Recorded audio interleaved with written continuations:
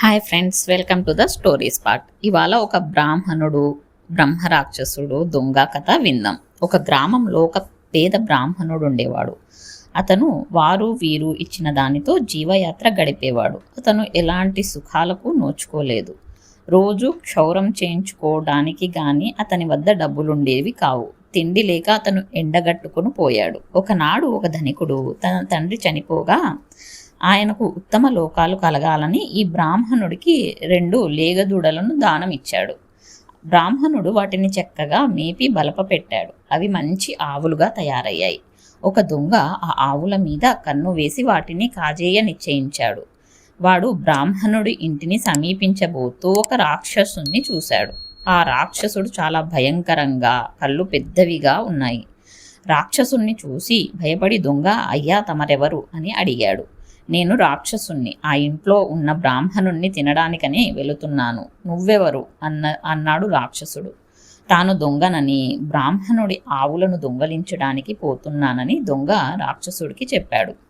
తరువాత ఇద్దరూ కలిసి బ్రాహ్మణుడి ఇంటికి వెళ్ళి ఒక చోట నక్కి తమ పనులు చూసుకునే అవకాశం కోసం నిరీక్షించసాగారు. బ్రాహ్మణుడు పడుకొని నిద్రపోగానే రాక్షసుడు అతన్ని తినే ఉద్దేశంతో లేచాడు. అది చూసి దొంగ రాక్షసుడితో, నువ్వు బ్రాహ్మణుణ్ణి తిని కోలాహలం ప్రారంభం కాకముందే నన్ను గోవులను తీసుకుపోని అన్నాడు. నన్ను ముందు బ్రాహ్మణుణ్ణి తినని, నువ్వు ఆవులను దొంగిలించేటప్పుడు అల్లరి జరిగి నా పని కాస్త పాడవుతుంది అన్నాడు రాక్షసుడు.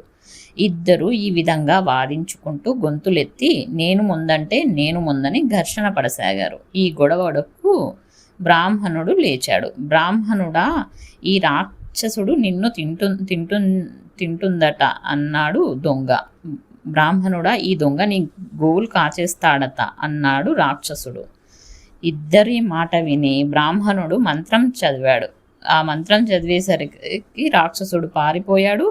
అతని కేకలు పెట్టేసరికి దొంగ పారిపోయాడు. సో ఇద్దరి మధ్య, శత్రువుల మధ్య వాదము బ్రాహ్మణుడికి మేలు చేసింది. ఫ్రెండ్స్, ఇంకో కథతో మళ్ళీ కలుద్దాం. బాయ్. Thank you.